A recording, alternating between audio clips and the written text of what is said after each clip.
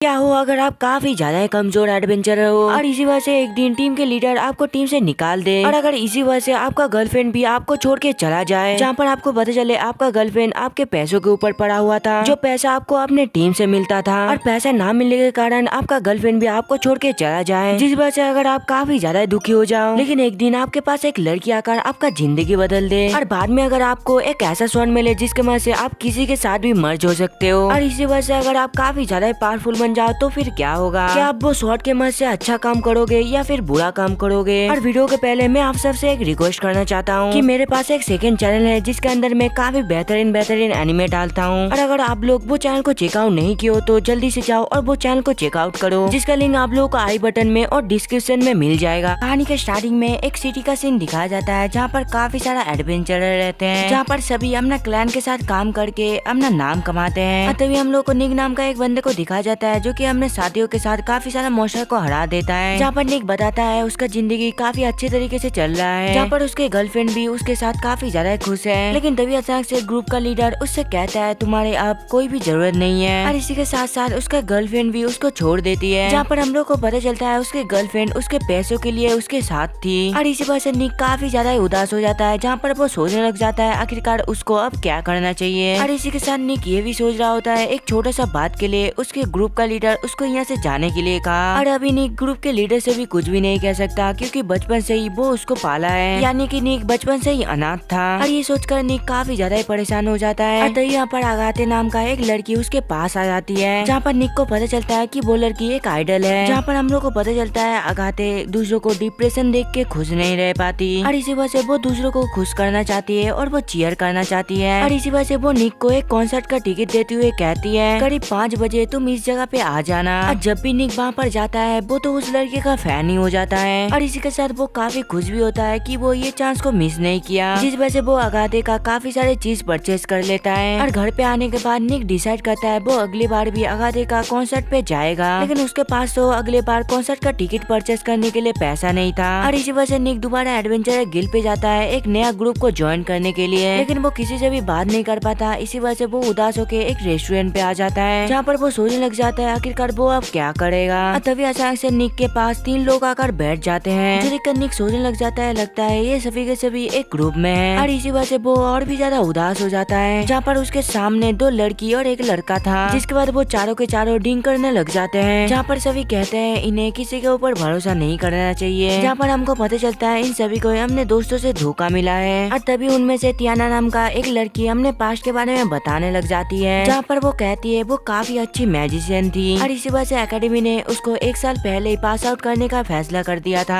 और इस वजह से वो काफी ज्यादा खुश थी, जिस वजह से वो अपने बॉयफ्रेंड के पास जाता है ये बात को बताने के लिए, जहाँ पर वो देखती है उसके बॉयफ्रेंड के बाजू में एक लड़की बैठी हुई थी जो कि काफी बड़ा बिजनेसमैन का बेटी थी। और तभी टियाना का बॉयफ्रेंड उससे कहता है मैंने सुना है तुम लियान को एकेडमी पे काफी ज्यादा सताती थी, और इसी वजह से वो उसके ऊपर काफी ज्यादा दोष लगाने लग जाता है, जहाँ पर टियाना उसको काफी समझाने की कोशिश करती है, लेकिन वो सुनता नहीं और उसके साथ ब्रेकअप कर लेता है। और इसी वजह से टियाना काफी ज्यादा डिप्रेस हो गई थी, जिस वजह से वो इस टाउन पे आ गई रहने के लिए, जहाँ पर वो डिसाइड करती है वो यहाँ पर कुछ न कुछ करेगी ताकि वो सरवाइव कर पाए। और इसी वजह से वो एक दिन गेमलिन खेलना स्टार्ट कर दी, और गेमलिन खेल के उसको काफी ज्यादा पैसे मिली, लेकिन एक दिन गेमलिन खेलते खेलते वो अपना सारा पैसा हार गई, जिस वजह से वो सोचने लग गई आखिरकार वो पैसे कैसे कमाएगी। और इसी वजह से वो एक एडवेंचर बनने की डिसाइड करती है, लेकिन टियाना को देख के सभी लोग काफी ज्यादा डर जाते थे, और इसी के साथ वो कभी भी स्माइल भी नहीं करती थी, और इसी वजह से वो आज तक कोई भी ग्रुप में ज्वाइन नहीं हो पाई है। जो सुनकर वो तीनों ही कहते हैं तुम्हारा स्टोरी काफी ज्यादा डिप्रेस है। और आगे जेम हमने कहानी सुनाता है, जहाँ पर वो कहता है वो चर्च का एक वादत था, जहाँ पर वो मेडिसिन बनाने का काम करता था, और उसके साथ एक मिरिल नाम का लड़की भी थी जो कि उसको हब खट्टा करके देती थी, और इसके बदले में वो उसको कुछ गोल्ड कॉइन देता था ताकि वो खुश हो जाए। लेकिन एक दिन वो लड़की उससे कहा कि वो उससे प्यार करती है, लेकिन वो उसको साफ साफ मना कर देता है क्योंकि वो चर्च का फादर था। और इसी वजह से वो काफी ज्यादा गुस्सा हो गई और अगले दिन पे वो उसके ऊपर रेप का इल्जाम लगा दिया, और इसी वजह से उसका 4 महीने का जेल हो गया। और जब वो निकला टाउन पे ये बात पूरी तरीके से फैल गई थी, जिसके वजह से कोई भी इसके ऊपर विश्वास नहीं किया। और 4 महीने बाद जब भी वो जेल से छूटा वो एक रेस्टोरेंट पे गया, और वो शॉप के अंदर एक लेडी थी जिसका नाम भेली किया था, जिसके पीठ में तो काफी ज्यादा दर्द होता था, इसी वजह से वो उसका मदद किया। और अगले दिन जब भी वो उठा वैली गया उसको अच्छा खाना दिया और उससे कहा कि तुमको एडवेंचर गिल्ड ज्वाइन करना चाहिए, बताती है और अगर तुम वहाँ पर काम करोगे तो तुमको पैसा भी मिलेगा। और आगे वो उसको एडवेंचर की कपड़े दिए और उसको काफी सारा चीज दिया और इसी वजह से वो काफी ज्यादा मोटिवेट हो गया, लेकिन अभी भी वो किसी भी ग्रुप में ज्वाइन नहीं हो पाया है। और आगे कैरल कहती है उसके सामान कोई ले लिया है और कैरल इतने ज्यादा नशे में होता है वो कुछ बोल नहीं पाती और वो काफी ज्यादा पीने लग जाती है। और अगले दिन निक जब भी उठता है वो देखता है वो किसी के घर पर है और तभी वो देखता है उसके सामने वही टीनो बंदा है जिसके साथ वो कल रात पे ड्रिंक कर रहा था। और आगे निक उन लोगों से पूछता है आखिरकार वो कहाँ पर है, जहाँ पर टियाना बताती है ये मेरे फ्लर्ट है और जब हम लोग नशे में थे तब हम लोग यहीं पर ही आ गए क्योंकि ये काफी ज्यादा ही पास होता है। और आगे इन तीनों जाते हुए सोचता है क्या इन लोगों को अलग अलग होना जरूरी है। और इसी वजह से निक सर से कहता है रुको, क्या हम लोग को अलग अलग होना जरूरी है, हम लोग एडवेंचर का एक ग्रुप बना के थोड़ी बहुत पैसे भी कमा सकते हैं। और आगे हम लोग देखते हैं ये सभी लोग अपने ग्रुप का रजिस्ट्रेशन करने के लिए आए होते हैं। और तभी निक को देख के गिल्ड का मास्टर आकर उससे कहते हैं तुम तो निक हो ना, तुम तो पहले किसी और के ग्रुप में काम करते थे लेकिन अभी तुमने एक नया ग्रुप स्टार्ट किया है। और आगे हम लोग को पता चलता है कैरल एक सर्वाइवर गर्ल है जो कि किसी भी सिचुएशन पे आराम से सर्वाइव कर सकती है। और इसी वजह से निक अपने ग्रुप का नाम सर्वाइवर रख देता है। और आगे निक सभी से सर्वाइवर के एक एक लॉ बताने के लिए कहता है, जहाँ पर टियाना बताती है किसी भी इंसान के हॉबीज में इंटरफेयर ना करना। और दूसरा होता है जितना हो सके पैसे को बचाना। और तीसरा ये होता है किसी भी हाल में सर्वाइव करके वापस आ जाना। जो सुनकर निक सभी को अपना अपना अलग अलग काम दे देता है। और आगे वो कहता है हमें कुछ भी हालत में पैसे बचाने पड़ेंगे क्योंकि हम लोगों के पास ज्यादा पैसा बचा नहीं है और मॉन्स्टर को मार के हम लोग जितने भी पैसे को कमाएंगे वो सारा पैसा हम लोग को इक्वली बटेगा। और जितना जल्दी हम लोग हमारे रैंक को बढ़ाएंगे उतना ही हम लोग को पैसा मिलेगा। और इसके बाद वो लोग अगले दिन मॉन्स्टर का शिकार करने के लिए चले जाते हैं। और यहाँ पर निक तो काफी ज्यादा चौकन्ने रहता है क्योंकि उसको पता होता है उसको यहाँ पर छोटे मॉन्स्टर के साथ साथ बड़े मॉन्स्टर भी मिलेंगे। और आगे निक एक स्लाइम को देखता है जो देखकर निक उन सबको बताता है तुम अपने हाथ के मदद से स्लाइम का कोड को निकाल सकते हो जिसके वजह से वो मारा जाएगा और अगर हम लोग इसका कोड को नहीं निकालेंगे तो हमें पैसा नहीं मिलेगा। और आगे हम लोग देखते हैं धीरे धीरे करके जैम भी सीख जाता है आखिरकार स्लाइम को कैसे मारना है। और आगे टियाना उन लोगों को बताती है तुमको यकीन नहीं होगा लेकिन मैंने ऑग और गॉब्लिन को भी मारा है, लेकिन मैंने लड़ने से पहले काफी सारे मॉन्स्टर के साथ बातें करने की कोशिश की लेकिन वो लोग हमेशा इंसानों के ऊपर हमला करना चाहते थे और इसी वजह से हम लोगों को लगता है लड़ने के अलावा कोई भी चारा नहीं है। और तभी अचानक से एक स्लाइम टियाना के ऊपर गिर जाती है और इसी वजह से वो जल्दी से वो स्लाइम के ऊपर अटैक कर देती है, लेकिन गलती से वो अटैक कैरल के ऊपर जाने लग जाता है जो देखकर ठीक टाइम पे कैरल उसका अटैक डिफीट कर देती है। और इसी वजह से टियाना कैरल के पास जाकर उससे कहती है तुम अगली बार से चौकन्ने रहना, जिस पर कैरल काफी ज्यादा गुस्सा हो जाती है और वो उससे कहती है तुम अगली बार ज्यादा चौकन्ने रहना क्योंकि मेरा निशाना कभी चूकता नहीं। और ये सुनकर टियाना समझ जाती है कि वो काफी बड़ी गलती कर दिया है और इसी वजह से कैरल उससे गुस्सा है। और इसके बाद आगे वो लोग स्लाइम से लड़ने लग जाते हैं और यहाँ पर वो दोनों ही फाइट के दौरान एक दूसरे से बातें नहीं करती। और थोड़ा आगे जाने के बाद इन लोगों के सामने एक बड़ा स्लाइम आ जाता है जो देखकर निक सभी को बताता है तुम लोगों को ज्यादा चौकन्ने रहना पड़ेगा क्योंकि वो अगर स्लाइम फट गया तो पूरी जगह पे फैल जाएगा। लेकिन टियाना उसका बात नहीं सुनती और वो सीधा जाकर उसके ऊपर अटैक कर देती है और इसी वजह से तभी वहाँ पर वो स्लाइम काफी जोर से फटता है और इसी वजह से वो स्लाइम भी चारों ओर फैल जाता है। लेकिन निक किसी तरह उसका कोर को निकाल कर अपने आप को साफ कर लेता है और आगे निक अपना सारा टूल्स को निकालते हुए सबसे कहता है अगर हमें ये ग्रुप को काफी देर तक चलाना है तो हमें एक दूसरे के ऊपर भरोसा करना पड़ेगा और इसी वजह से हम लोग को एक दूसरे को अपना वीकनेस बताना होगा जिससे कि हम एक दूसरे के ऊपर भरोसा कर सकते हैं। और पहले तो सभी मना करते हैं लेकिन बाद में जेम अपना वीकनेस और पावर के बारे में बता देता है और ये सुनकर टियाना सबसे पहले कैरल के पास जाती है उससे माफी मांगने के लिए और इसी के साथ वो अपना स्ट्रेंथ और वीकनेस के बारे में उसको बता देती है और इसी वजह से कैरल भी सभी को अपने वीकनेस और स्ट्रेंथ के बारे में बता देती है और इसी वजह से सभी एक दूसरे के ऊपर भरोसा करना चालू कर देते हैं। फिर शाम का सीन दिखाया जाता है जहाँ पर जेम एक गॉब्लिन को हरा देता है जो देखकर तो देखते देखते वहाँ पर उन लोगों का झुंड आ जाता है, लेकिन सभी एक साथ मिलके पूरी झुंड को भी काफी आराम से हरा देते हैं और निक का इतना पावर देख के तीनों के तीनों तो काफी ज्यादा शॉक्ड हो जाते हैं। और इसी वजह से निक सभी को बताता है मैं बचपन से ही लड़ाई करता हुआ आ रहा हूँ और इसी वजह से तुम लोगों से मेरे पास ज्यादा एक्सपीरियंस है। और आगे टियाना अपने मैजिक का इस्तेमाल करते हुए कहती है यहाँ पर पास ही में ही एक ऑफ गॉब्लिन है जो कि सभी गॉब्लिन को कंट्रोल कर रहा है और इन सभी को पैसे की काफी ज्यादा जरूरत थे और इसी वजह से वो सभी अपना पावर का इस्तेमाल करके वो सभी गॉब्लिन के ऊपर अटैक कर देते हैं। और यहाँ पर सभी ऑफ गॉब्लिन से लड़ने के लिए कैरल का पावर को इस्तेमाल करते हैं क्योंकि कैरल के ऊपर कोई भी मैजिक का असर ही नहीं होता है। और आगे कैरल और निक मिलके वो ऑक के ऊपर अटैक कर देते हैं और जब भी कैरल को मौका मिलती है वो अपना पावर का इस्तेमाल करके वो ऑक गॉब्लिन को हरा देती है और यहाँ पर वो ऑक गॉब्लिन तो मारा गया था और इसी वजह से निक वो ऑक गॉब्लिन का सिंह को उखाड़ने लग जाता है क्योंकि उसके बदले में उन लोगों को गिल से पैसा मिलेगा। लेकिन जब भी निक वो चीज को करने लग जाता है वो गलती से कैरल के ऊपर गिर जाता है और इसी वजह से वो सिंह कैरल का एक लॉकेट के ऊपर गिर गया था जिस वजह से वो टूट जाता है। तभी हम लोग को कैरल का पास्ट का सीन दिखाया जाता है जहाँ पर हम लोग को पता चलता है जो ड्रैगनॉइट है वो हीरो के अंडर काम करता है जिससे कि वो दुनिया बचा सके। और आगे कैरल अकेले ही एक ज्वेलरी के शॉप पर चले जाती है और कैरल को देखकर वो दुकानदार सोचने लग जाता है कि वो कैरल को चूना लगा के ज्यादा प्राइस में वो उसको ये लॉकेट बेच देगा। लेकिन कैरल के पास तो पैसे नहीं थी इसी वजह से वो मना कर देता है। जो सुनकर वो दुकानदार उसको दोष देने लग जाता है कि तुम्हारी वजह से ये लॉकेट में स्क्रैच आ गया तो ये तुमको लेना ही पड़ेगा। जो सुनकर कैरल उसको काफी समझाने की कोशिश करता है कि मैंने ऐसा नहीं किया, लेकिन वो दुकानदार हार मानने के लिए तैयार ही नहीं था। और इतने में तो यहाँ पर कैरल का दोस्त आ जाता है जिसका नाम कैरलोस होता है। और दुकानदार का सारा बात सुनने के बाद वो कैरल से वो पेंडेंट के ऊपर खरोचने के लिए कहता है। और जब भी कैरल उसके ऊपर स्क्रैच मारने की कोशिश करता है वो पूरा ही टूट जाता है। और आगे वो उस दुकानदार से कहता है अगर कैरल ने इसमें स्क्रैच मारता तो ये पूरा ही टूट जाता। और आगे वो उसके पॉकेट में से वो नेकलेस निकाल लेता है जो कि कैरल देख रही थी। जो देखकर कैरल को पता चलता है वो दुकानदार उसको चूना लगा रहा था और इसी वजह से आगे वो उस दुकानदार से फ्री में वो नेकलेस को ले लेता है। और आगे कैरल कहती है शायद यही मेरे डेस्टिनी है और कैलियोस ही वही हीरो है जिसके साथ मैं दुनिया बचाऊंगी। जहाँ पर कैरल को उसके ऊपर पूरा विश्वास होता है और वो अपने लाइफ को अच्छे से एंजॉय भी कर रहा होता है। और आगे कैरल अपने एल्डर से मिला हुआ स्टोन को अपने बैग में रख रही होती है क्योंकि उसको इस चीज को काफी ध्यान से संभाल कर रखना है। जो देखकर कैलियोस उसके पास आकर कहता है इतना सारा झंझट लेने की क्या जरूरत है और कौन ही ऐसा पर्सन होगा जो कि तुमसे इस चीज को छीन लेगा और इसी वजह से तुम उसको रख के हमारे कोस्ट में आ सकते हो। और यहाँ पर कैरल को भी कैलियोस के ऊपर पूरा विश्वास होता है इसी वजह से वो भी मान जाती है। और आगे कैरल कैलियोस के टीम के साथ मॉन्स्टर हंट करने के लिए चला जाता है जहाँ पर कैरल एक ही अटैक में एक मॉन्स्टर को हरा देता है। जो देखकर सभी उसका तारीफ करने लग जाता है क्योंकि वो काफी ज्यादा पावरफुल था। लेकिन देखते देखते उन लोगों के सामने एक सांप जैसा मॉन्स्टर आ जाता है जो देखकर कैलियोस कैरल को उससे लड़ने के लिए कहता है। जो सुनकर कैरल भी उसका बात मान के उस मॉन्स्टर के ऊपर अटैक कर देती है। और यहाँ पर हम लोगों को पता चलता है वो मॉन्स्टर के अंदर काफी ज्यादा जहर है और तभी वो मॉन्स्टर कैरल को देख के कैरल के ऊपर अटैक करने ही वाला होता है। और ये देखकर ठीक टाइम पे कैलियोस का टीम भी वो मॉन्स्टर के ऊपर अटैक कर देते हैं। लेकिन वो मॉन्स्टर तो हद से ज्यादा गुस्सा था और ये देखकर कैलियोस कैरल से कहता है तुमको डरने की कोई भी बात नहीं है, वो मॉन्स्टर बस तुमको डरा रहा है और तुम उसका सामना कर सकते हो, हम तुम्हारा सपोर्ट करेंगे। जो सुनकर कैरल भी मोटिवेट होकर वो मॉन्स्टर के ऊपर अटैक कर देती है। लेकिन वो मॉन्स्टर थोड़ी ना कम होता है, वो अपना जहरीली स्मोक से उसके ऊपर अटैक कर देता है। और ये देखकर कैरल भी कैलियोस से मदद मांगती है लेकिन वो उसको मदद करता नहीं है और इसी वजह से कैरल के शरीर में जहर फैलने लग जाता है। और आगे कैलियोस उसके पास आकर कहता है कि ये मॉन्स्टर के अंदर काफी ज्यादा जहर होता है, लेकिन अगर वो मॉन्स्टर एक बार अपना पावर का इस्तेमाल कर लिया तो वो काफी ज्यादा वीक हो जाता है और बाकी हम सारा कुछ काम कर लेंगे, तुम यहाँ से जा सकते हो कैरल। और वहाँ पर कैरल उससे मदद मांगती है जो सुनकर कैलियोस कहता है तुम कितनी डिस्गस्टिंग हो और क्या तुमको समझ नहीं आ रहा है ड्रैगनॉइट कितने ज्यादा खतरनाक होते हैं और तुम्हारे जैसे घटिया जानवरों को हम कैसे हमारी तरह मान सकते हैं। और आगे कैरल उससे काफी ज्यादा मदद मांगने की कोशिश करता है लेकिन वो मदद नहीं करता है और वो यहाँ से चला जाता है। लेकिन कैरल किसी तरीके से वहाँ से बचकर निकल जाता है और जाते हुए उसको याद आता है उसके ग्रुप के एल्डर ने उससे कहा था ये चीज हमेशा ही तुम्हारे साथ रहेगा, जब भी तुम बड़े होगे ये भी तुम्हारे साथ बड़ा होगा और कुछ भी हो जाए तुमको इस चीज को किसी भी हालत में प्रोटेक्ट करना होगा। और आगे जब भी कैरल अपने होटल पर जाता है सभी उसको देख के काफी ज्यादा चौंक जाते हैं क्योंकि कैलियोस ने कहा था कैरल लेबिरिंथ में मारी गई। और आगे कैरल सभी से पूछता है आखिरकार कैलियोस कहाँ पर गया, जहाँ पर उसको पता चलता है वो लोग कुछ देर पहले यहाँ से निकल गए। और जब भी वो ऊपर जाकर अपना सामान को चेक करता है वहाँ पर उसका सामान गायब होता है और आगे उसको पता चलता है कैलियोस और उसके साथी उसका सामान को भी लेकर गए। जिस दिन का कैरल तो हद से ज्यादा गुस्सा हो जाती है, लेकिन गुस्सा करने के बजाय वो अगले दिन कैलियोस के सभी साथियों को ढूंढने लग जाती है। लेकिन काफी ढूंढने के बाद भी कैलियोस को कुछ भी पता नहीं चलता। लेकिन कैरल एक दिन एक एडवेंचर को देखता है जो कि सोलो ईटर था और असल में ये बंदा अकेले ही लेबिरिंथ पे जाकर मॉन्स्टर को मार के पैसा कमाता है और उसकी वजह से कैरल अपना लाइफ जीना सीखा। लेकिन एक दिन कैरल का सारा पैसा खत्म हो जाता है, इसी वजह से वो उस बार पे जाता है जहाँ पर वो निक और बाकी सबसे मिलता है। फिर प्रेजेंट का सीन दिखाया जाता है जहाँ पर हम लोग निक को देखते हैं जो कि काफी ज्यादा परेशान होता है क्योंकि वो पिछले मिशन पे कैरल का नेकलेस को तोड़ दिया था जो कि कैलियोस ने दिया था और उसको उदास देखकर उसके पास आगाते आ जाती है और निक का सारा बातें सुनने के बाद आगाते उससे कहती है कि तुम उसके बदले में कुछ भी चीज उसे दे सकते हो और ऐसा नहीं है कि तुमको वही चीज उसको देना है। और इसी वजह से बाद में निक कैरल से बात करने के लिए जाता है जहाँ पर वो उससे माफी मांगते हुए उससे पूछता है क्या तुमको नेकलेस काफी ज्यादा ही पसंद है। जो सुनकर कैरल समझ जाता है कि वो उस नेकलेस के बारे में बात कर रहा है। और इसी वजह से कैरल उससे कहती है तुम ज्यादा टेंशन मत करो, वो नेकलेस मेरे लिए ज्यादा खास नहीं था। और आगे वो लोग वही बार में आ जाते हैं जहाँ पर वो लोग पहली बार मिले थे। और यहाँ पर हम लोग को पता चलता है निक का ग्रुप काफी ज्यादा पॉपुलर हो चुका है। और आगे निक गिल मास्टर से मिलता है क्योंकि गिल मास्टर ने उन सबको बुलाया था। और आगे वो ओल्ड लेडी उन लोगों को एक मिशन देती है और उस मिशन पे निक के टीम को गिल मास्टर को सॉर्ड ऑफ बॉन्ड ला कर देना है, जिसके बदले में गिल मास्टर उन सबको 30,000 डियन देगी। और ये पैसा तो काफी ज्यादा था, इसी वजह निक और उसके टीम इसके लिए मान जाते हैं। और आगे हम लोग देखते हैं निक और उसके साथी ये मिशन के लिए निकल जाते हैं। लेकिन जाते हुए निक अभी भी परेशान होता है क्योंकि उसके वजह से कैरल का वो लॉकेट टूट गया। और वो लोग आगे जा ही रहा होता है तभी उन लोग के सामने एक सीक्रेट डोर ओपन हो जाता है। और आगे वो लोग सॉर्ड ऑफ बॉन्ड के पास चले जाते हैं जहाँ पर वो देखता है कि ये सॉर्ड टूटा हुआ है। लेकिन तभी वो सॉर्ड ऑफ बॉन्ड बोलने लग जाता है जहाँ पर वो कहता है कि मैं एक मैजिकल आइटम हूँ जो कि काफी समय से यहाँ पर पड़ा हुआ हूँ और इसी के साथ मैं काफी समय से कुछ काबिल लोगों को ढूंढ रहा हूँ और मुझे लगता है तुम उन्हीं में से एक हो जो कि लेजेंडरी स्वॉर्डमैन बनेगा और दुनिया को बचाएगा। जहाँ पर वो कहता है हमारा कोई भी फायदा नहीं, हम तुमको बेच देंगे। जो सुनकर वो स्वॉर्ड बताता है मैं तुम्हारी हेल्प कर सकता हूँ। और आगे वो स्वॉर्ड निक से कहता है तुम मुझे बेचने की जगह पे इस्तेमाल कर लो जिससे कि तुम लोगों को काफी ज्यादा फायदा होगा और अगर तुम ऐसा कर लोगे तो मैं आगे जाकर तुम लोगों का साथ देने वाला हूँ। जहाँ पर सभी कहते हैं इसमें हमारा कोई भी फायदा नहीं, हम तुमको बेच देंगे। जहाँ पर सभी कहते हैं अगर हम लोग तुमको बेच देंगे तो हमारे पास इतना ही ज्यादा पैसे आ जाएंगे जिससे कि हम लोग को एडवेंचर बनने का कोई भी जरूरत ही नहीं पड़ेगा। जिस सुनकर वो स्वॉर्ड कहता है मैं ऐसे ही आर्टिफैक्ट बन के एक म्यूजियम में पड़ा नहीं रहना चाहता, मैं अपने यूजर का काम आना चाहता हूँ, इसी वजह से मैं तुम लोगों के साथ जाना चाहता हूँ। सो प्लीज तुम मेरी मदद करो और मुझे सिंपैथी दिखाओ और मैं तुम्हारे फ्यूचर पे काफी ज्यादा काम आने वाला हूँ। लेकिन निक उसका बात नहीं मानता है और उसको उठा लेता है और जब भी वो ऐसा करता है उन लोगों को एक आवाज सुनाई देता है जहाँ पर वो स्वॉर्ड कहता है अभी मेरा गार्ड एक्टिवेट हो चुका है, एक खतरनाक मॉन्स्टर जो कि इस जगह को गार्ड करता है और वो काफी ज्यादा पावरफुल है, इसी वजह से तुमको मेरा इस्तेमाल करना पड़ेगा वो मॉन्स्टर को हराने के लिए। लेकिन वो लोग बातें नहीं सुनते जहाँ पर कैरल उन लोगों के ऊपर अटैक कर देती है। लेकिन वो मॉन्स्टर तो काफी ज्यादा पावरफुल था जहाँ पर वो एक ही अटैक में कैरल को हरा देती है और कैरल तो काफी ज्यादा घायल हो गया था, इसी वजह से निक कहता है तुम इसको बचाओ, मैं तब तक ये मॉन्स्टर को देखता हूँ। और आगे निक उस मॉन्स्टर से लड़ने लग जाता है लेकिन काफी कोशिश करने के बावजूद भी वो मॉन्स्टर मरता नहीं है। जहाँ पर स्वॉर्ड उसे बताता है ये मॉन्स्टर को हराना काफी ज्यादा मुश्किल है, तुम मेरा इस्तेमाल करो, शायद तुम मेरे पावर के मदद से इसे हरा सकते हो और अगर तुम मेरे पावर का इस्तेमाल नहीं करोगे तो सभी के सभी यहाँ पर मारे जाओगे। जिस इनका निक भी वो स्वॉर्ड का इस्तेमाल करने लग जाता है और आगे वो स्वॉर्ड उसको बताता है तुमको अपना एक दोस्त को चुनना होगा जिसके साथ तुम्हारा काफी अच्छा दोस्ती हो और तुमको ऐसे किसी को चुनना होगा जिसके बारे में तुमको काफी सारा कुछ पता है और इसके बाद ही तुम मेरा पावर का इस्तेमाल कर सकते हो। जिस इनका निक कैरल को चुनता है और जब भी निक कैरल को चुनता है उसका पावर एक्टिवेट हो जाता है, लेकिन कुछ ही देर के अंदर वो स्वॉर्ड का पावर डिस्चार्ज हो जाता है और वो किसी काम का नहीं होता। जो देखकर वो स्वॉर्ड निक से कहता है तुम्हारा फ्रेंडशिप काफी अच्छा होना चाहिए। लेकिन तभी अचानक से निक गलती से एक गड्ढे में गिर जाता है और निक को बचाने के लिए सभी डिसाइड करते हैं कि वो लोग अपने पावर के मदद से वो मॉन्स्टर को हराएंगे। जहाँ पर टियाना अपने पावर के मदद से उसको फ्रीज कर देती है और आगे वो कैरल से कहती है तुम जाकर निक को बचाओ। और ये सुनकर कैरल भी ऐसा ही करने लग जाता है, लेकिन कुछ ही देर में वो मॉन्स्टर छूटकर उन दोनों के ऊपर अटैक कर देता है और यहाँ पर जेम तो फाइट नहीं कर पाता है, इसी वजह से वो टियाना को अपना पावर दे देता है। और दूसरी साइड निक को दिखाया जाता है जहाँ पर वो सोचता है वो किसी भी काम का नहीं है। और तो यहाँ पर कैरल भी उसके पास आ जाती है जो देखकर निक उससे कहता है तुम अभी तक भागे क्यों नहीं हो, तुम लोगों को भाग जाना चाहिए। जिस पर कैरल बताती है अगर हम लोग यहाँ से जाएंगे तो एक साथ जाएंगे। जिस इनका निक उससे माफी मांगता है कि वो उसका लॉकेट को तोड़ दिया। जहाँ पर कैरल उसको बताती है वो तो कब की बात है, तुम उसको भूल जाओ और वो चीज मुझे पुराने पार्टी के लीडर ने मुझे दिया था जो कि काफी घटिया इंसान था और वो मेरी कीमती चीज को भी लेकर गया, लेकिन तुम ऐसा नहीं हो, इसी वजह से मैं तुमको खोना नहीं चाहती और मैं तब से पास्ट को जी रही थी, लेकिन मैंने डिसाइड किया है मैं अब से प्रेजेंट को जीऊंगी। और इसके बाद निक और एलन एक साथ आ जाते हैं जो देखकर वो स्वॉर्ड कहता है तुम दोनों का फ्रेंडशिप हो चुका है, इसी वजह से तुम मेरा इस्तेमाल कर सकते हो। और दूसरी साइड जेम और टियाना मिलके वो मॉन्स्टर के ऊपर अटैक कर रहे होते हैं, लेकिन यहाँ पर टियाना का कोई भी स्पेल उसके ऊपर काम ही नहीं कर रहा था। और तभी उन लोगों के पीछे एक लाइट आती है जहाँ पर वो दोनों देखते हैं जहाँ पर निक और टियाना मर्ज हो चुके हैं जो कि काफी ज्यादा पावरफुल लग रहे होते हैं, जो देखकर सभी तो काफी ज्यादा हैरान थे। और आगे निक वो स्वॉर्ड का फुल पावर का इस्तेमाल करके वो मॉन्स्टर को हरा देते हैं और इसी वजह से वो दोनों दोबारा अलग अलग हो जाते हैं। और वो मॉन्स्टर को हराने के बाद निक वो स्वॉर्ड को लेकर गिल के पास चले जाते हैं जहाँ पर निक वो स्वॉर्ड गिल मास्टर को दिखाते हुए कहता है ये आपको चाहिए थी ना। और वो स्वॉर्ड को देखकर गिल मास्टर समझ जाती है कि इसके अंदर वो ऑरा नहीं रहे, जहाँ पर गिल मास्टर अपने मन में कहती है कि ये स्वॉर्ड का ऑरा एक बच्चे का रूप ले लिया है और अभी भी इन सभी को पता नहीं होता है आखिरकार कैसे ये क्या किया जाए। लेकिन इसके बावजूद भी गिल मास्टर उन सभी को ठीक ठाक पैसा दे देती है और आगे निक उनसे पूछती है आखिरकार ये बच्चा कौन है, जहाँ पर गिल मास्टर बताती है कि ये स्वॉर्ड ऑफ बॉन के स्पिरिट है और ये स्पिरिट का नाम काजुना है और असल में वो स्पिरिट तो वो स्वॉर्ड से निकल गया था, इसी वजह से वो स्वॉर्ड के अंदर पावर नहीं होता है। और जब भी वो लोग बाहर निकलते हैं काजुना बताती है मैं आपसे तुम लोगों का सफर पे साथ देने वाला हूँ और भले ही मैं अब स्वॉर्ड नहीं रहा लेकिन मेरे पास ह्यूमन से भी काफी ज्यादा पावर है। और आगे वो लोग अपना घर जाने के बाद पूरा पैसे को इक्वली बांट लेता है और इनमें से काजुना को भी थोड़ा सा मिल जाता है और आगे सभी एंजॉय करने के लिए बाहर जा रहे होते हैं। जो सुनकर काजू ने कहती है मैं भी तुम लोगों के साथ जाना चाहता हूँ और यहाँ पर काजू ने तो काफी ज्यादा रिक्वेस्ट कर रहा था, इसी वजह से टियाना उसको अपने साथ लेकर जाती है। और जब भी काजू ने उन लोगों के साथ जाती है वो आसपास का जगह को देखकर काफी ज्यादा खुश हो रहा होता है और आगे निक कैरल को एक बॉक्स देता है जिसके बाद वो जेम को एक चाबी देता है और आखिर में वो टियाना को एक कैलकुलेटर देता है जिससे कि वो कैलकुलेट कर सके आखिरकार उन लोग के पास कितना कॉइन है और आगे सभी खर्चा करने के बाद अपना पैसा रख देता है। जो देखकर निक कहता है हम लोग को तो काफी ज्यादा पैसा मिले थे लेकिन ये तो 230 दियान है, जिस पर कैरल कहती है हमने काफी ज्यादा खर्चा कर दिया जिस वजह से हम लोग के पास खाने का पैसा भी नहीं बचा है, इसी वजह से हम लोग को हंटिंग पर जाना होगा। जिसके बाद टियाना का पास्ट का सीन दिखाया जाता है जहाँ पर टियाना का बॉयफ्रेंड उसको धोखा दिया और उसको एकेडमी से भी निकाल दिया और इसी वजह से उसके टीचर को भी एकेडमी से निकाल दिया गया क्योंकि सभी को ऐसा लग रहा था टियाना का टीचर ही टियाना को ये सारा कुछ सिखा रही है। और आगे टियाना का टीचर उसको एक आर्जुनेटर देते हुए कहते हैं इसका ख्याल रखना, ये मेरी तरफ से तुम्हारा लास्ट गिफ्ट है। और इसी वजह से टियाना अपने आप को ब्लेम करने लग जाती है क्योंकि उसके वजह से उसके टीचर का पूरा करियर बर्बाद हो गया जहाँ पर उनसे सेज का पद छीन लिया गया। और आगे टियाना अपने टीचर से कहती है मैं जाने वाली हूँ सर। और जाने से पहले टीचर उसको एक लेसन देते हैं कि तुम कहीं पर भी रहो लेकिन ये तुम्हारे ऊपर डिपेंड करता है कि तुम कौन सा रास्ता चुनते हो, बुराई का या फिर अच्छाई का, ये तुम्हारे ऊपर डिपेंड करता है। जो सुनकर टियाना कहती है ठीक है मैं इस चीज को दिमाग में रखूंगी। और इसी वजह से टियाना को ऐसे लगने लग जाती है कि मैं ही अकेली हूँ, लेकिन यहाँ पर टियाना अकेले नहीं होती, इन चारों के सेम चीज बीती होती है जहाँ पर इनके अपनों ने धोखा दिया है। और दूसरी साइड निक को एक सपना आया होता है जहाँ पर उसकी गर्लफ्रेंड को इतना गिफ्ट मिलने के बावजूद भी और भी ज्यादा गिफ्ट मांग रही होती है और तभी अचानक से उसका नींद खुल जाता है और वो सपना तो काफी ज्यादा भयानक था। और आगे हम लोग देखते हैं ये सभी एक जगह पे इकट्ठा हो जाते हैं और आगे सभी हंटिंग में चले जाते हैं जहाँ पर डेंजर में एक ऑर्क बैठा होता है जो कि काफी ज्यादा पावरफुल होता है। और आगे हम लोग को पता चलता है काजुने के पावर के मदद से सभी अपने मन में एक दूसरे से बातें कर सकते हैं। और आगे कैरल अकेले वो ऑर्क से लड़ने के लिए चले जाती है जो देखकर काजुने भी उससे लड़ने लग जाता है जहाँ पर वो कहता है अब मैं तुम लोग को अपना पावर दिखाऊंगा, जहाँ पर वो तो अकेला ही वो मॉन्स्टर के साथ लड़ने लग जाता है जबकि वो ऑर्क काफी ज्यादा पावरफुल होता है। लेकिन यहाँ पर काजुने भी हार नहीं मानता जहाँ पर वो उसके साथ डायरेक्ट लड़ाई करने लग जाता है। और काजुने का फास्ट स्किल को देखकर सभी काफी ज्यादा हैरान हो जाते हैं और तभी काजुने अपना एक डुप्लीकेट बना लेता है और वो ऑर्क से लड़ने लग जाता है जो देखकर सभी तो और भी ज्यादा हैरान हो जाते हैं कि उसके पास ये भी पावर है। और आगे कुछ ही देर के अंदर काजुने वो मॉन्स्टर को हरा देता है जो देखकर निक उसके पास आकर कहता है मुझे लगता है मैं थोड़ा सा थका हुआ हूँ, जहाँ पर काजुने बताता है मैं अपना डुप्लीकेट को बनाने के लिए मैं तुम्हारा पावर का इस्तेमाल किया था और इसी वजह से तुमको ऐसा लग रहा है कि तुम थोड़ा सा थके हुए हो। जिस सुनकर सभी कहते हैं कोई नहीं, तुमने काफी अच्छा काम किया। जिस सुनकर काजुने कहता है ये मेरे लिए तो काफी आसान था, मेरे पहले जितने भी मेरे मास्टर थे उसकी पावर मेरे अंदर है और उसकी एबिलिटी मैं अभी भी काफी आसानी से इस्तेमाल कर सकता हूँ। और आगे सभी को तो काफी ज्यादा भूख लगा था जिस वजह से सभी खाने के लिए चले जाते हैं। और जब भी निक वो रेस्टोरेंट को देखता है वो कहता है ये तो वही रेस्टोरेंट है ना जिसमें गोल्ड ईगल रहता है। और आगे सभी रेस्टोरेंट पे खाना खाने लग जाते हैं। लेकिन कुछ ही देर में निक को अपनी एक्स गर्लफ्रेंड की आवाज आती है जहाँ पर वो देखता है वो तो दूसरे लोगों को लूट रही है। और ये सारा कुछ देख के निक कहता है अगर वो ऐसा होने दिया तो वो उसको लूट लेगी जिससे कि उसे काफी बड़ा एक सदमा लगेगा। जहाँ पर वो लड़की कह रही होती है मेरी मॉम मरने वाली है, इसी वजह से मुझे थोड़ा सा पैसे चाहिए क्योंकि मेरी घर यहाँ से काफी ज्यादा दूर है। और तभी अचानक से निक आकर उससे कहता है मुझे तो नहीं पता कि तुम्हारा मॉम इस टाउन से शिफ्ट कर लिया है। और आगे निक उससे कहता है आखिरकार तुम कैसे एक दूसरे को लूट के अपना पैसा कमाओगी, क्या तुम पूरी जिंदगी ऐसे ही करते रहोगे क्या। जिस इनका निक का एक्स गर्लफ्रेंड माँ से चले जाती है और आगे निक उससे कहता है तुम बाल बाल बच गए। और आगे हम लोग देखते हैं सभी क्लब का मीटिंग चालू करते हैं लेकिन तभी अचानक से निक के ऊपर कोई शराब गिरा देता है और ये देखकर सभी के सभी काफी ज्यादा गुस्सा हो जाते हैं। जहाँ पर हम लोग देखते हैं यहाँ पर तो निक का एक्स गर्लफ्रेंड ने ये सारा कुछ किया था और आज उसका ओनर भी आया है जिसका नाम लियोन होता है। और आगे लियोन उससे कहता है तुमको ऐसा नहीं करना चाहिए था, वो अच्छा लड़की है, वो दूसरे को लुटता है तो क्या हो गया। जिस उनका निक बताता है मैंने उससे क्या ही कहा था, मैंने तो कहा था तुम अपनी मॉम बॉम्ब को इतने जल्दी मत मारो। और इसी वजह से यहाँ पर लड़ाई भी हो सकता था, जिस वजह से लियोन उसको बाहर लेकर जाता है, जहाँ पर लियोन उसे माफी मांगता है जो भी वो आज किया था। और आगे वो निक से कहता है तुम वो लड़की को रख सकते हो, क्योंकि हम लोग को जो प्रॉफिट बनाना था वो हमने बना लिया और अभी हमें उसका कोई भी जरूरत नहीं है। और मैंने सुना है तुमने पिछले ग्रुप को इसलिए छोड़ दिया था क्योंकि तुम्हारे पास पैसे नहीं थे और सभी तुमको अच्छा खासा पैसे दे रहे थे, लेकिन तुमको और भी चाहिए थे और इसी वजह से तुमने वो ग्रुप को छोड़ दिया। और मुझे लगता है तुम कभी ना कभी इस ग्रुप को भी छोड़ दोगे और तुम भी हमारे तरह हो जो कि दूसरों को यूज कर रहा है प्रॉफिट बनाने के लिए। और सच में तुम तो इस टीम पे भी सबसे ज्यादा कमजोर हो। और इसी वजह से वो दोनों एक दूसरे के साथ लड़ने लग जाते हैं और उतने में निक के ऊपर एक मैजिशियन हमला करने वाला होता है, लेकिन ठीक टाइम पे गिल मास्टर आकर उन सबको रोक देते हैं, जहाँ पर वो उनसे कहते हैं अगर तुम लोगों को लड़ाई करना ही है तो तुम लोग किसी और जगह पर जाकर लड़ाई कर सकते हो। जिस सुनकर लियोन कहता है तो फिर ठीक है, मैं तुमको एक कंपटीशन के लिए चैलेंज करता हूँ। और आगे हम लोग देखते हैं गिल मास्टर सभी को बता रहे होते हैं मैच 10 राउंड का होने वाला है, जहाँ पर मैथमेटिक्स और बॉक्सिंग एक ही समय पर होने वाला है। और जब तक कोई मैथ प्रॉब्लम सॉल्व नहीं कर लेता फाइल लगातार चलती रहेगी। और जब भी राउंड खत्म होगा जिस भी टीम पे 10 पॉइंट ज्यादा होंगे वो अपने दूसरे वाले टीम के ऊपर एक पंच कर सकता है। और आगे सभी पर्चियां निकालते हैं जिससे कि पता चलेगा आखिरकार कौन मैथ का टेस्ट देगा, जहाँ पर हम लोग को पता चलता है ये टेस्ट कैरल देगी जिसके ओपोनेंट क्लोरीन है। और आगे हम लोग देखते हैं कैरल अपने एबिलिटी को चेक करने के लिए टेस्ट देती है और जब भी कैरल ये टेस्ट को देता है उसका स्कोर तो बस 18 था, जो देखकर वो काफी ज्यादा दुखी हो जाती है। जो देखकर जेम उसको दिलासा देते हुए कहता है तुम चिंता मत करो, तुम इससे भी बेहतर कर सकते हो। और ये सुनकर कैरल भी थोड़ा अच्छा फील करने लग जाती है। और आगे हम लोग देखते हैं वो लोग कुछ हफ्ते बिताते हैं ट्रेनिंग और प्लानिंग करने के लिए। और दूसरा जेम लड़कियों के पास कुछ ज्यादा जाने लगा है और असल में वो तो यहाँ पर लियोन के टीम के बारे में पूछताछ करने के लिए आया था, जहाँ पर उसको पता चलता है लियोन हद से ज्यादा पावरफुल है। और तभी वो दूसरे लड़की कहते हैं आयरन टाइगर जीतने के लिए कुछ भी कर सकते हैं। फिर रात का सीन दिखाया जाता है जहाँ पर सभी एक साथ इकट्ठे होते हैं, जहाँ पर जेम सभी को लियोन का टीम के बारे में इंफॉर्मेशन दे रहा होता है, जिस दिन का निक सभी के साथ एक प्लान बना लेता है निक के टीम को हराने के लिए। और तभी हम लोग को क्लोरीन के पास्ट के बारे में दिखाया जाता है, जहाँ पर क्लोरीन कहती है मेरे पेरेंट्स एक स्टेशन पे काम करते थे लेकिन वो वहाँ से पैसे चुराया करते थे, इसी वजह से उसको जॉब से निकाल दिया गया, जिस वजह से क्लोरीन का पेरेंट्स उसको भेजना चाहते थे, इसी वजह से वो वहाँ से भाग गई। लेकिन उसको किसी तरीके से सरवाइव करना था, इसी वजह से वो लोगों से फ्रॉड करना स्टार्ट कर दिया। और उसी समय पे उसको निक मिला। तो यहाँ पर क्लोरीन का आंखें खुल जाती है, जहाँ पर वो निक से कहती है देखते रहना निक, मैं अब क्या करने वाली हूँ। और अगले दिन पे हम लोग देखते हैं उन लोगों का मैच शुरू होता है, जहाँ पर कैरल और क्लोरीन मैथ का आंसर दे रही थी। और दूसरी साइड हम लोग निक को देखते हैं जो कि लियोन से लड़ रहा होता है और लियोन तो हर बार निक के अटैक से बच रहा था, जो देखकर निक समझ जाता है ये तो बस अपना टाइम निकाल रहा है। और आगे हम लोग देखते हैं कैरल ने सबसे पहले क्वेश्चन को सॉल्व कर दिया है और स्कोर चेक करने पर पता चलता है कैरल का स्कोर तो 86 था और दूसरी साइड क्लोरीन का स्कोर 98 था।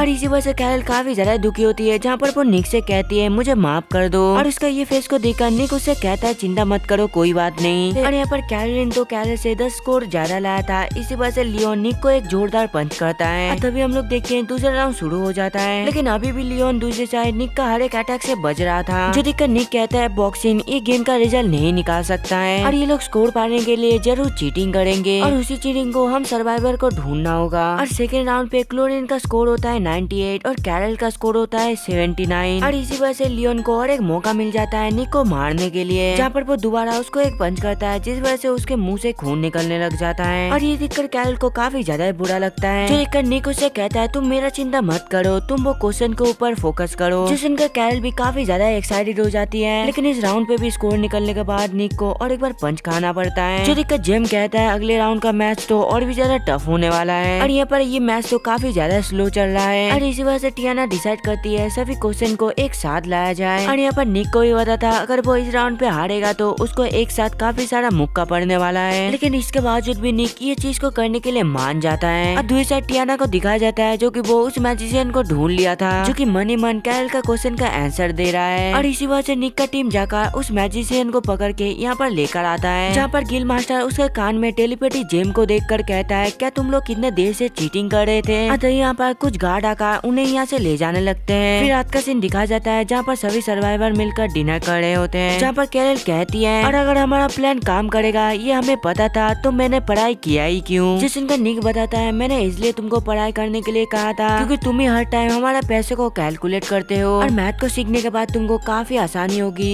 ये कैलकुलेट करने के लिए। फिर नेक्स्ट सीन में लियोन बता रहा होता है वो पहले एक सिल्वर टाइगर नाम का पार्टी में रहता था और लियोन का भाई का नाम विशोट था, जो कि काफी ज्यादा इंटेलिजेंट इंटेलिजेंट था। और आगे हम लोग देखते हैं वो लोग एक लेवेंट को क्लियर कर देते हैं, जिस वजह से उन लोगों को काफी ज्यादा ट्रेजर मिले थे। लेकिन एक दिन किसी कारण की वजह से लियोन का भाई मारा गया और इसी वजह से वो डिसाइड करता है वो कभी भी ह्यूमैनिटी के ऊपर विश्वास नहीं करेगा। फिर पेशेंट का सीन दिखाया जाता है जहाँ पर लियोन बंदी बना होता है, जहाँ पर एक गार्ड उससे वही लेवेंट का ट्रेजर मांग रहा होता है, जहाँ पर लियोन कहता है मुझे एक सीक्रेट चीज मिला तो था जिसको कि बेचा नहीं जा सकता और वो काफी ज्यादा खतरनाक है। और ये कहकर ही वो वहाँ पर स्वॉर्ड ऑफ डिस्ट्रक्शन को बुला लेता है। और दूसरी साइड कसिनो का सीन दिखाया जाता है जहाँ पर टियाना अपने मन में कहती है मुझे पूरा विश्वास है मैं अपनी ओपोनेंट को आराम से हरा दूंगी। और वहाँ पर निक को भी दिखाया जाता है जहाँ पर वो बता रहा होता है हम लोग यहाँ पर इसलिए हैं क्योंकि वो चीटिंग टूर्नामेंट को जीतने के बाद हम लोग को काफी ज्यादा पैसा मिल गए थे और उसी पैसे का हम लोग अब यूज कर रहे हैं। और यहाँ पर टियाना तो अपने ओपोनेंट से काफी आराम से जीत जाती है, जो देखकर उसके ओपोनेंट उससे कहता है तुम किसी ट्रिक का इस्तेमाल कर रहे हो है ना। जो सुनकर टियाना कहती है कौन सी ट्रिक, तुमको आता ही नहीं है खेलना। और ये सुनकर वो बंदा गुस्सा हो जाता है और वो यहाँ से चला जाता है। और यहाँ पर हम लोग को पता चलता है उसका गर्लफ्रेंड और कोई नहीं बल्कि आगाते ही था। और तभी अचानक से उन लोगों के पास लियोन आ जाता है जो कि एक मॉन्स्टर फॉर्म में होता है। और यहाँ पर लियोन भी अपने कंट्रोल में नहीं होता है और वो निक से काफी ज्यादा नफरत करता था, इसी वजह से वो उसको मारना चाहता है। और आगे लियोन टियाना के पास जाकर निक के बारे में पूछता है, लेकिन जब भी टियाना को पता चलता है कि लियोन निक को मारना चाहता है वो उसको मना कर देता है। जिस दिन का लियोन उसे कहता है अगर तुमने निक के बारे में मुझे नहीं बताया तो तुमको यहाँ पर ही मरना होगा। और इसी वजह से वो दोनों एक दूसरे के साथ लड़ने लग जाते हैं, जहाँ पर टियाना अपने पावर के मदद से उसको एक झटका देता है और ये झटके की वजह से वहाँ पर लियोन बेहोश होकर गिर जाता है। और इस चीज का मौका उठाकर टियाना आगाते को लेकर यहाँ से भाग जाती है, लेकिन इतने में लियोन उठकर उन दोनों के ऊपर अटैक कर देता है, जिस वजह से आगाते बेहोश होकर वहीं पर ही गिर जाती है। और लियोन का इतना पावर को देख के टियाना सोने लग जाती है। ये तो काफी ज्यादा जख्मी था लेकिन इतने जल्दी से ये कैसे हील हो गया। और आगे टियाना लियोन से कहती है हम वो लोग हैं जो कि पहले किसी से धोखा खा चुके हैं और इसी वजह से हम दूसरों को बचाने के लिए हमारी जान खतरे में नहीं डालेंगे। और मैं तुमको गारंटी के साथ कह सकती हूँ अगर तुम मुझे होस्टेज बना लोगे लेकिन फिर भी निक मुझे बचाने के लिए नहीं आएगी। जिस दिन लियोन कहता है वो तो देखा जाएगा, ये कहकर ही वो उसके ऊपर अटैक कर देता है और वो उसके ऊपर अटैक करे इससे पहले निक आकर उसको बचा लेता है, जहाँ पर वो टियाना से कहता है मैं तुमको कुछ भी हालत में मरने नहीं दूंगा। और तभी लियोन के तलवार लियोन से कहने लग जाता है यहाँ पर निक के साथ और कोई भी है, जहाँ पर उसको पता चलता है वो और कोई नहीं काजू नहीं है, जहाँ पर वो दोनों ही शॉट एक दूसरे से पहले से जानते हैं। और यहाँ पर काजू ने तो काफी ज्यादा पावरफुल था और इसी वजह से लियोन का शॉट लियोन को अपना पूरा पावर दे देता है। और ये देखकर काजू ने लियोन का शॉट से कहता है अगर तुम अपना पूरा पावर लियोन के दे दोगे तो ये बच नहीं पाएगा। और देखते देखते लियोन निक के ऊपर अटैक कर देता है, जो देखकर टियाना निक से कहती है चलो हम दोनों मर्ज हो जाते हैं। और ये सुनकर निक भी मान जाता है और मर्ज होने के बाद से निक तो काफी ज्यादा पावरफुल हो गया था। और दूसरी साइड आगाते और उसका बॉयफ्रेंड ये सारा कुछ देख के काफी ज्यादा हैरान हो जाते हैं। और आगे निक लियोन के ऊपर आइस से अटैक करता है, लेकिन इससे तो लियोन को कुछ भी नहीं होता है। और यहाँ पर निक तो उसके ऊपर बार बार अटैक किए जा रहा था और इसी वजह से लियोन पागल हो जाता है और वो आसपास तबाही मचाने लग जाता है, जहाँ पर वो सोने लग जाता है आखिरकार मैं क्या कर रहा हूँ और मेरी वजह से इतने सारे लोग घायल हो रहे हैं और मैं ऐसा नहीं करना चाहता था। और इसी वजह से लियोन अपने आप को रोकने की कोशिश करता है, लेकिन इसके बावजूद भी लियोन का स्वॉर्ड उसको रुकने ही नहीं देता है। और आगे निक लियोन के ऊपर अटैक करके उसको आइस सील में बंद कर देता है, जहाँ पर लियोन कहने लग जाता है मैं तो बस अपने भाई की तरह एक एडवेंचरर बनना चाहता था, लेकिन एक दिन मेरे भाई के टीममेट ने मेरे भाई को मार दिया। और ये सुनकर वो स्वॉर्ड कहता है इसी वजह से ही तो तुम इंसानों को पसंद नहीं करते हो और इसी वजह से ही मैंने तुमको चूज किया और जैसा मैंने सोचा था वैसे तुम ग्रो कर रहे हो। जिस इनका लियोन कहता है नहीं तुम गलत कह रहे हो, मैं स्टार्टिंग से ही बुरा पर्सन नहीं था और इसी वजह से मैं ये नहीं करना चाहता हूँ, प्लीज कोई मुझे रोको। और यहाँ पर निक आकर अपने एंटी मैजिक कार्ड से लियोन के ऊपर अटैक कर देता है और इसी वजह से लियोन धीरे धीरे करके अपना नॉर्मल साइज में आने लगता है। और इसी वजह से लियोन के हाथ से वो स्वॉर्ड नीचे गिर गया था, जो देखकर निक अपना पावर का इस्तेमाल करके वो स्वॉर्ड को सील कर देता है। और देखते देखते लियोन को सारे गार्ड आकर घेर लेते हैं, जिस उनका लियोन अपने मन में निक को थैंक्स कहता है। फिर नेक्स्ट में लियोन को दिखाया जाता है जो कि अब की बार जेल में होता है और बाद में उसके पास निक आकर उससे कहता है चिंता मत करो तुम्हारे वजह से वहाँ पर कोई भी नहीं मरा, जिस इनका लियोन थोड़ा सा रिलीफ फील करता है और आगे वो उसको बताता है मैंने वो स्वॉर्ड को सील कर दिया है। और ये सुनकर लियोन काफी ज्यादा शॉक्ड हो जाता है, जहाँ पर वो उससे कहता है मतलब कि उस टाइम पे जो मुझसे लड़ रहा था वो आखिरकार तुम थे। जिस पर निक बताता है हाँ वो मर्ज वाला रूम मेरा ही था और तुम किसी को भी मत बताना इसके बारे में। और ये सुनने के बाद तभी लियोन हंसने लग जाता है, जहाँ पर वो कहता है मुझे इस चीज से काफी ज्यादा अजीब लगता कि तुम्हारे अलावा मुझे कोई हरा दिया। और ये सुनकर निक भी उसकी तरफ स्माइल करके वहाँ से चला जाता है। फिर अगले दिन का सीन दिखाया जाता है जहाँ पर निक जॉगिंग कर रहा होता है और तभी उसको कोई बुलाता है और वो और कोई नहीं था बल्कि आगाते थी। और आगे हम लोग देखते हैं वो लोग एक दूसरे के साथ बातें करने लग जाते हैं, जहाँ पर आगाते उसे कहती है अब तुम्हारे पास एक गोल है, इसी वजह से मैं काफी ज्यादा खुश हूँ। और आगे निक को पता चलता है कि आगाते ने अपना सारा कॉन्सर्ट को कैंसिल कर लिया है और तभी हम लोग को आगाते आगाते का पास्ट का सीन दिखाया जाता है, जहाँ पर पहले उसका नाम बेल हेगेस था, जहाँ पर वो अपना एक बॉयफ्रेंड का बार में गाना गाया करती थी। लेकिन वो बार तो काफी ज्यादा घाटे में चल रहा था, इसी वजह से आगाते का सॉन्ग सुनने के लिए कोई भी नहीं आता था। और तभी अचानक से एक बूढ़ा आदमी आकर उसके गाने का तारीफ करने लग जाता है और आगे वो आदमी उसको अपना कार्ड दिखाते हुए कहता है, मेरा नाम जोशीस है और मैं एक म्यूजिक प्रोड्यूसर हूँ, क्या तुम एक आइडल बनना चाहते हो? और तो यहाँ पर आगाते का बॉयफ्रेंड आकर उससे कहता है, आखिरकार तुम इसके बदले में कितने पैसे दोगे? जिस उनका जोशिफ कहता है, कॉन्सर्ट देखने के लिए काफी ज्यादा पर्सन आता है, उससे तुम अंदाजा लगा लो। और आगे वो आगाते को एक टिकट देते हुए कहता है, तुम आकर ही वहाँ पर देख लेना। और आगे हम लोग देखते हैं आगाते अपने 2 और दोस्तों के साथ वो कॉन्सर्ट देखने के लिए आते हैं और आइडल का कॉन्सर्ट देखने के बाद सभी तो उसका फैन ही बन जाता है, जहाँ पर आगाते कहने लग जाती है, मुझे भी इनकी तरह बनना है और मैं भी चाहती हूँ लोग मेरे गाने को सुनकर एंजॉय करें। और वो कॉन्सर्ट खत्म होने के बाद वो तीनों लड़कियाँ जोसेफ के पास जाकर कहती है, हमें भी आइडल बनना है, जो सुनकर जोसेफ भी मान जाता है, जहाँ पर आगाते कहती है, मैं अपने आइडल के दिन काफी अच्छे से बिताए और इसी वजह से मेरी बॉयफ्रेंड डोनी के साथ मेरा रिलेशनशिप काफी ज्यादा खराब होता गया और इसी वजह से डोनी उससे काफी ज्यादा पैसे मांगने लग जाता है। और यहाँ पर डोनी तो उससे काफी ज्यादा रिक्वेस्ट कर रहा था, इसी वजह से वो भी उसका बातों में आ जाती है और उसको पैसा दे देती है। और आगे डोनी इसी तरीके से अपने झूठे वादे देते हुए उससे पैसे मांगने लग जाता है और धोखा मिलने के बावजूद भी आगाते हर बार उसको पैसे दे देती थी। लेकिन एक दिन आगाते निक को एक रेस्टोरेंट पे देखती है, जहाँ पर कैरोलिन उससे ब्रेकअप कर लिया था और ब्रेकअप होने की वजह से निक तो काफी ज्यादा दुखी हो गया था और इसी वजह से बाद में आगाते निक से मिलती है और उसको कॉन्सर्ट का टिकट देती है और आगे जोसेफ डोनी का सारा कर्ज माफ कर देता है, जहाँ पर वो कहता है, बदले में तुम हमारे आइडल के साथ कोई भी रिलेशनशिप नहीं रखोगे और अगर तुमको रास्ते में आगाते मिल भी गए तो तुम उससे बात मत करना। और ये सुनकर डोनी आगाते से माफी मांगता है, जिस दिन आगाते उसे कहती है, तुम्हारा ड्रीम काफी ज्यादा इनोसेंट और मजेदार था और मैं तुम्हारे ड्रीम के लिए आइडल की जॉब छोड़ सकती हूँ, लेकिन एक पॉइंट पर तुम मुझको देखना ही बंद कर दिया और तुम मेरे बस पैसे के पीछे थे और मुझे पता है तुम ऐसे पर्सन नहीं हो और अगर मैं तुम्हारे साथ रहूंगी तो तुम्हारा जिंदगी और भी ज्यादा खराब हो जाएगी। और इसी वजह से आगाते उसे माफी मांगने लग जाती है और ये सुनकर डोनी हंसते हुए कहता है, यही तुम लोगों का तो प्रॉब्लम है, जहाँ पर वो उससे कहता है, गेमलिंग करने के टाइम पे जब तुम अपना पैसा हार जाते हो तब तुम्हारा पैसा कोई और लेकर जाता है। जिस दिन जोसेफ डोनी को शांत होने के लिए कहता है और इसी वजह से डोनी वहाँ से जाने लग जाता है, लेकिन तभी आगाते उसको रोकते हुए उससे कहती है, ये चीज तुम अपने साथ रखो और वैसे भी तुम गॉडेस को देखे थे ना, वो तुम्हारी रक्षा करेंगी। जो सुनकर डोनी वो कार्ड को लेते हुए कहता है, तुम बेवकूफ हो, किसी गेमलर को ये कार्ड देना नहीं चाहिए। ये कहकर वो वहाँ से चला जाता है और आगे आगाते उससे माफी मांगती है, जिस सुनकर डोनी उससे कहता है, कोई बात नहीं, ये मुझे पसंद आया। और इसके जाने के बाद आगाते जोसेफ को थैंक्स कहता है उसका मदद करने के लिए। और यहाँ पर हम लोगों को पता चलता है वो कार्ड का मतलब है एक्सेप्ट योर डेथ। फिर कुछ दिन बाद का सीन दिखाया जाता है, जहाँ पर आगाते रास्ते से जा रही होती है और तभी उसके नजर रोड के दूसरी साइड पर जाती है, जहाँ पर डोनी साफ सफाई कर रहा होता है और वहाँ पर डोनी भी आगाते को देख के उसको इग्नोर कर देता है, जो देखकर आगाते भी बिना कुछ बोले वहाँ से निकल जाती है। और आगे हम लोग देखते हैं आगाते कम बैक कॉन्सर्ट रखती है, जहाँ पर उसको देखने के लिए निक और काफी सारे लोग आए होते हैं, जहाँ पर आगाते कहती है, मैं गॉडेस से मिली। और ये सुनकर सभी लोग काफी ज्यादा शॉक्ड हो जाते हैं। और आगे आगाते बताती है, तुम लोगों को पता ही होगा कि कसिनो में एक काफी बड़ा इंसिडेंट हुआ था और वहाँ पर मैं भी थी। तभी मैंने एक नाइट को देखी जो कि काफी पावरफुल मॉन्स्टर से लड़ाई करके उसको हरा देती है, जहाँ पर वो गॉडेस अचानक से आती है और वो मॉन्स्टर को हराकर बिना नाम बताए वहाँ से चले जाती है। और आगे वो बताती है वो गॉडेस एक लेजेंडरी पैराडीन है। और ये सुनकर निक तो काफी ज्यादा शॉक्ड हो जाता है, जहाँ पर वो अपने मन में कहता है वो गॉडेस और कोई नहीं बल्कि उसका और टियाना का फ्यूजन वर्जन था। लेकिन निक डिसाइड करता है वो इस बारे में चुप रहेगा। और आगे आगाते कहती है, गॉडेस ने मेरी जान बचाई है और इसी वजह से मैं भी लोगों की मदद करूंगी और उसको हिम्मत दूंगी। और इसी वजह से मैंने गॉडेस के ऊपर एक गाना लिखी है और आशा करता हूँ वो गाना आप सभी को अच्छे लगेगी। और ये कहकर आगाते वो गाना को गाना शुरू करती है और वो गाना भी सभी फैन को काफी ज्यादा पसंद आते हैं। और आगे आगाते कहती है, पैलाडिन से मिलने के बाद मुझे रियलाइज हुआ कि मैं सच में एक आइडल बनना चाहती हूँ और मैं भी सभी को इंस्पायर और एनकरेज करना चाहती हूँ। फिर अगले दिन का सीन दिखाया जाता है, जहाँ पर निक जॉगिंग करने के बाद पानी पी रहा होता है और तभी वो देखता है आगाते भी उसके पीछे बैठी हुई है, इसी वजह से वो उससे बातें करने लग जाता है, जहाँ पर निक उससे कहता है, तुम ठीक तो हो ना, और तुमको देख के ऐसा लग रहा है तुमको कोई चीज परेशान कर रही है। जो सुनकर आगाते उसको बताती है, जब भी मैं एक प्रॉब्लम को सॉल्व करता हूँ उसके बाद 3 4 5 और भी प्रॉब्लम आ जाती है। जिस दिन का निक कहता है, मैं समझ सकता हूँ। और तभी आगाते के पास एक डॉगी आ जाती है, जहाँ पर वो कहती है, चाहे लोग हो या फिर स्ट्रेट डॉग हो, सबके पास प्रॉब्लम आती है और अगर स्ट्रेट डॉग प्रॉब्लम से लड़ सकती है तो मैं भी ह्यूमन होकर प्रॉब्लम से लड़ सकती हूँ। जिस दिन का निक कहता है, हाँ तुमको समझ आ गया। जब भी हम लोग एक प्रॉब्लम को सॉल्व करते हैं इसका मतलब यह है कि हम लोग जिंदगी में एक स्टेप आगे बढ़ चुके हैं और इसी वजह से हम लोगों को कभी हार न मानकर आगे बढ़ते रहना चाहिए। और ये सुनकर आगाते कहती है, तुम बिल्कुल सही कह रहे हो। फिर अगले दिन का सीन दिखाया जाता है, जहाँ पर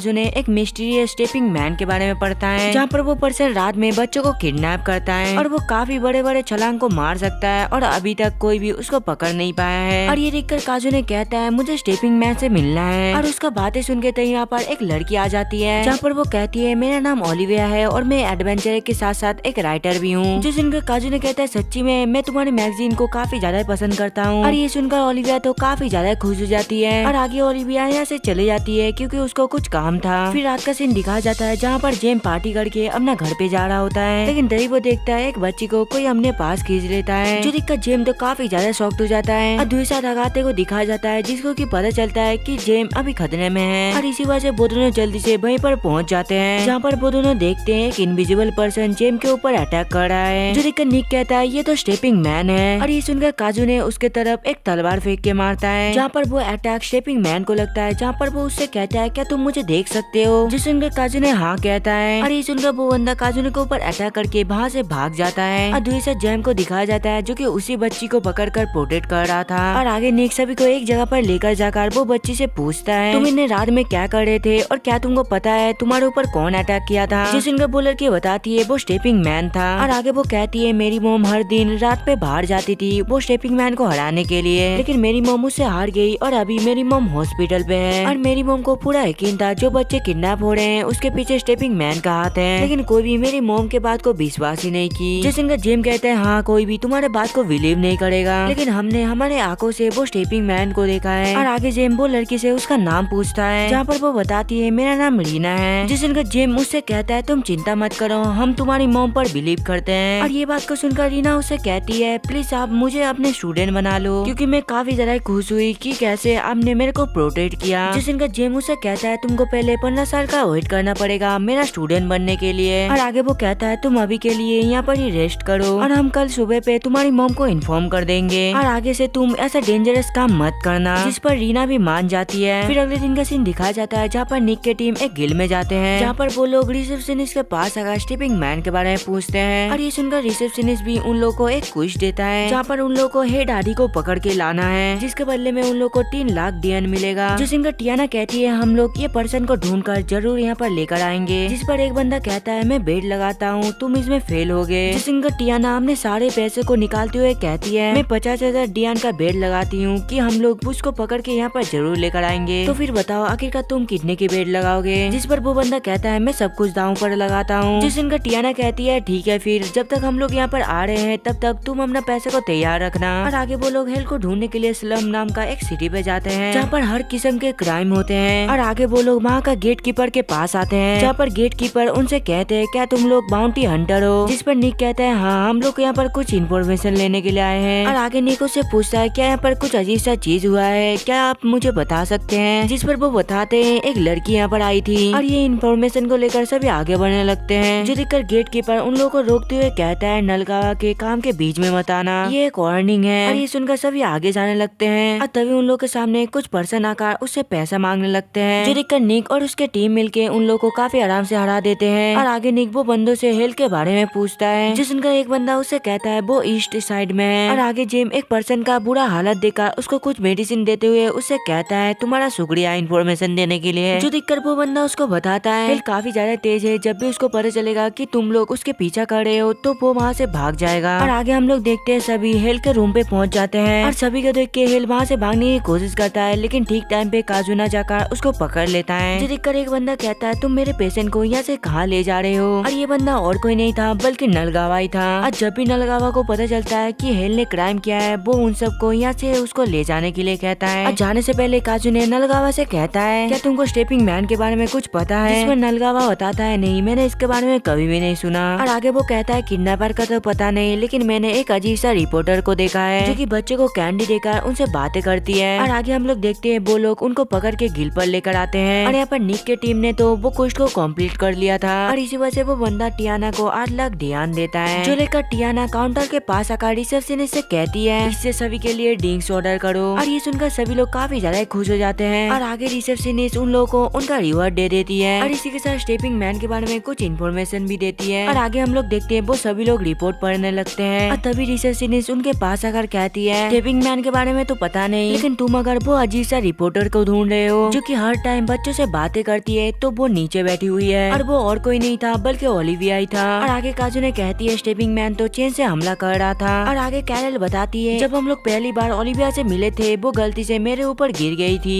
तब मुझे ऐसा लग रहा था कि वो अपने कपड़ों में चेन बांध कर रखी थी। जिस इनका निक सीरियस हो जाता है और वो अकेले ओलिविया के पास जाकर कहता है तुम बच्चों को कैंडी देकर उससे बातें करके आखिरकार तुम उनके साथ क्या करते हो। और आगे वो उससे पूछता है आखिरकार तुम 2 रात कहाँ पर थे। जो सुनकर वो कहती है इससे तुमको क्या करना है। और ये सुनकर निक उससे कहता है तुम ऐसा नहीं दे पाओगे क्योंकि असल में तुम ही स्टेपिंग मैन हो। और जल्दी से बता तुम बच्चों को कहाँ पर लेकर जाते हो और उनके साथ क्या करते हो। जो सुनकर ओलिविया उसे कहती है मुझे समझ नहीं आ रहा है आखिरकार तुम मुझसे क्या पूछ रहे हो। और ये कहकर वो टेबल के ऊपर एक लात मारकर एक ही झटके में वो टेबल को तोड़ देती है। और आगे वो छलांग मारकर दीवार तोड़ के वहाँ से भाग जाती है। और उसका ये पार को देखकर निक कहता है आखिरकार ये क्या था। और आगे वो सभी मिलके उसी जगह पे जाते हैं जहाँ पर जेम कहता है मैं मान ही नहीं सकता कि ओलिविया वो स्टेप मैन है और वो कितने ज्यादा बुरा है। जहाँ पर वो खुद के बारे में आर्टिकल लिख रहा है। और आगे रीना का मोम आती है रीना का जान बचाने के लिए उसे थैंक्स कहने के लिए। और आगे वो कहती है अब से मेरी बेटी ये स्टेपिंग मैन के केस में नहीं रहेगी। जिस उनका जेम कहता है आप सही कह रहे हैं इसको डेंजर में नहीं पड़ना चाहिए। जिस उनका रीना कहती है मास्टर आप ऐसा नहीं कर सकते। और आगे जेम उससे कहता है मैं क्लियरली बता देना चाहता हूँ कि तुम मेरे लिए एक थ्रेट हो। और आगे वो अपने छोटी लड़कियों से डर के बारे में बताता है। और ऐसा इसलिए है क्योंकि जेम को पहले एक छोटी लड़की ने फंसा कर उसको जेल में बंद कर दिया था। और जब वो जेल से बाहर निकला तब से ही जेम छोटी लड़कियों का कभी भी क्लोज नहीं जाता है। और आगे वो कहता है लेकिन तुमसे मिलने के बाद मेरे पास एक आशा की किरण आई शायद मैं भी पास्ट को भूलकर आगे बढ़ पाऊँ। जिस इनका रीना के मॉम कहती है आखिरकार तुम ये क्या कह रहे हो मैं कभी भी अपने बेटियों के साथ तुमको शादी नहीं करने दूंगी। जिस इनका रीना कहती है मम्मा ऐसा मेरा कोई भी मतलब नहीं था। और आगे रीना का मॉम निक के टीम के साथ कहता है मुझे लगता है तुमको भी वो स्टेपिंग मैन का पीछा छोड़ देना चाहिए और वैसे भी तुमने पहले ही उसके साथ फाइट किया है और इसी वजह से तुमको पता होगा कि तुम उसके सामने नहीं टिक सकते। जिस इनका निक कहता है एडवेंचर के पास हक होता है खुद का मिशन चूज करने का और हम इस बात को इग्नोर नहीं कर सकते कि छोटे बच्चों का किडनैप हो रहा है। जिस इनका रीना कहती है मैं तुम्हारी बात को समझ सकती हूँ लेकिन मैं अपने बेटी को और खतरे में नहीं डाल सकती और इसी वजह से मैं इस चीज को कम्प्लीटली छोड़ती हूँ। जिस इनका निक उससे कहता है क्या आप हमें सिखा सकते हैं कि आखिरकार हम उसके साथ कैसे लड़ेंगे। जिस इनका रीना का मॉम उन लोगों को एक सूप खाने के लिए देती है और उस चीज को खाने के बाद निक उनसे पूछता है आखिरकार इस चीज को खाने से हम लोगों को कैसे मदद मिलेगा। जहाँ पर रीना का मॉम बताती है ये सूप की मदद से तुम्हारा जो अंदर पे मैजिकल पावर खट्टा हुआ है वो जाग जाएगा और अगर तुम लोग को स्टेपिंग मैन से लड़ना है तो तुम लोगों को भी काफी जोर से कूदना होगा और ऐसा तुम अपने मैजिक के मदद से कर सकती हो। जिस पर लिंक कहता है लेकिन मैं अच्छे तरीके से मैजिक को कंट्रोल नहीं कर पाता हूँ। जिस उनका रीना का मॉम उन लोग को एक चीज देती है और जब भी निक उसको पकड़ के कोशिश करता है उसके अंदर से एक छोटा सा फ्लेम निकलता है। जिसका निक उनसे पूछता है आखिरकार आपको ये मैजिक कैसा लगा। जिसका रीना का मॉम उसको पकड़कर एक बड़ा सा फ्लेम को क्रिएट करते हुए कहती है अभी तो तुमने जस्ट शुरुआत किया है बाद में तुम काफी ज्यादा अच्छे हो जाओगे। फिर अगले दिन का सीन दिखा जाता है जहाँ पर निक एक रस्सी के ऊपर ट्रेनिंग कर रहा होता है। फिर रात का सीन दिखा जाता है जहाँ पर एक लड़की एक जगह पर जा रही होती है। जिसका स्टेपिंग मैन उसको यहाँ से ले जाने के लिए आता है लेकिन ठीक टाइम पे काजू नाकर उसके ऊपर अटैक कर देती है जिस वजह से वो लड़की बच जाती है। और आगे सभी उनसे पूछता है क्या तुम ओलिविया हो। और ये सुनकर तभी स्टेपिंग मैन एक काफी बड़ा छलांग लगाकर यहाँ से भाग जाती है। और ये देखकर काजू ने कहता है मुझे नहीं लगता ये कोई मैजिशियन कर सकता है और पक्का ये कोई मैजिक टूल का इस्तेमाल कर रहा है ये सारा कुछ करने के लिए। और यहाँ पर किसी को भी मैजिक टूल के बारे में पता नहीं था और इसी वजह से निक लियोन के पास जाता है उससे पूछने के लिए। और सारा कुछ सुनने के बाद लियोन बताता है ये पक्का इल्यूजन किंगजन होगा। और आगे वो उसको बताता है अगर तुमको उससे जीतना है तो तुमको उसके सामने जाकर उसका सही नाम पुकारना होगा लेकिन तुम जान लो ये काम तभी करेगा जब तुम पहले उसका सही नाम गेस करके उसका नाम पुकारोगे। फिर अगले दिन का सीन दिखाया जाता है जहाँ पर निक अभी भी वही ट्रेनिंग को कर रहा होता है जहाँ पर वो सक्सेसफुल भी हो जाता है। तो यहाँ पर टियाना कर उसको बताती है हमने पता लगाया है आखिरकार वो स्टेपिंग मैन का जोन कहाँ पर है। जिस दिन निक अपने सभी साथियों को लेकर वहाँ पर चले जाते हैं और ये और कोई जगह नहीं था बल्कि वही जगह था जहाँ पर वो लोग पहले भी आ चुके हैं। और आगे वो लोग गेट कीपर से मिलकर एक जगह से जा रहे होते हैं जहाँ पर काफी ज्यादा फॉग होता है। और तभी कागू ने अपना पावर का इस्तेमाल करके सभी से कहता है सभी चौकन्ने हो जाओ क्योंकि बहुत देर से कोई हमारा पीछा कर रहा है। और तभी अचानक से ओलिविया आकर निक के ऊपर अटैक कर देती है जिसका निक भी स्टेप मैन की तरह काफी ऊंचा एक छलांग लगाता है। और उसका ये पावर को देख के ओलिविया कहता है तो आखिरकार तुम ही हो स्टेपिंग मैन। और ओलिविया को देखकर तभी काजू ने अपना एक डुप्लीकेट बनाकर उसके ऊपर अटैक कर देता है लेकिन यहाँ पर ओलिविया भी अपने क्लोन को बना सकती थी जहाँ पर वो अपना क्लोन को बनाकर उनके सभी क्लोन को हरा देता है। और आगे निक उससे कहता है मुझे सबसे पहले तुमसे बात क्लियर करने दो। और वो कुछ बोले उससे पहले ही ओलिविया उससे कहती है मतलब तुम ही स्टेपिंग मैन हो। जिस पर निक कहता है नहीं तुम एक स्टेपिंग मैन हो है ना। जहाँ पर ओलिविया बताती है मैं ये नहीं हूँ, मैं तो बस एडवेंचर के साथ साथ एक मैगजीन रिपोर्टर हूँ। और तुम जिसको ढूंढ रहे हो जो कि स्टेपिंग मैन है वो मैं नहीं हूँ। जिस दिन का निक कहता है तो फिर तुम उस दिन वहाँ से भागे क्यों थे? तुम सीधा सीधा मुझसे ये बात भी तो कह सकते थे। और आगे सभी लोग डिसाइड कर लेते हैं स्टेपिंग मैन को पकड़ने के लिए ये लोग मिलकर काम करेंगे। और आगे सभी एक बच्चे की डेड बॉडी के पास जाते हैं। और असल में यहाँ पर निक को गेट कीपर से इसके बारे में पता चला था, जहाँ पर सभी वो बच्चे को देखकर नोटिस करते हैं। इसको देखकर ऐसा लग रहा है कि ये एक लैब में बना है। और आगे वो बच्चे की पीठ में ओलिविया को एक क्रिस्टल मिलती है जो कि इल्यूजन किंगडम का एक छोटा सा टुकड़ा है। और जब भी वो उस क्रिस्टल को तोड़ती है वो बच्ची तो अपने ओरिजिनल फॉर्म पर आ जाती है, जहाँ पर उसके हाथों में काफी ज्यादा चोटें होती है। और जब भी जेम उसको चेक करता है उसको पता चलता है इसको तो मौत से पहले येलो डिसीज भी था, जहाँ पर ओलिविया कहती है ये पक्का किसी की बेटी होगी नहीं तो बहन होगी। और आगे थोड़ा रिसर्च करने के बाद उन लोगों को उनके फैमिली के बारे में पता चल जाता है। और इसी वजह से वो डिसाइड करते हैं कि वो लोग वो बच्ची का बॉडी को उनके फैमिली के पास दे देंगे और इसके बाद ही ये लोग इसका डेथ को एवेंज करेंगे। जहाँ पर जेम कहता है मुझे पता है आखिरकार ये सारा कुछ कौन कर रहा है और अब हम उस इंसान को ये सारा कुछ कंटिन्यू करने के लिए नहीं दे सकते।